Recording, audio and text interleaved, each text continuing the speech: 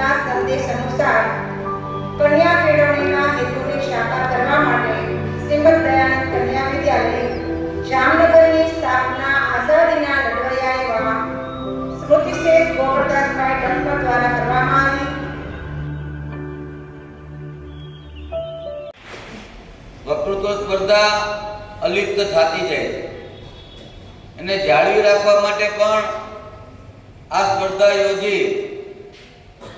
લગભગ અત્યારે હું કેટલાક કાર્યક્રમોના સ્કૂલમાં જાઉં છું પણ ક્યાંય લગભગ જોવા નથી મળતી, પણ આ સ્કૂલમાં મને આજ પહેલી વાર જોવા મળ્યું છે.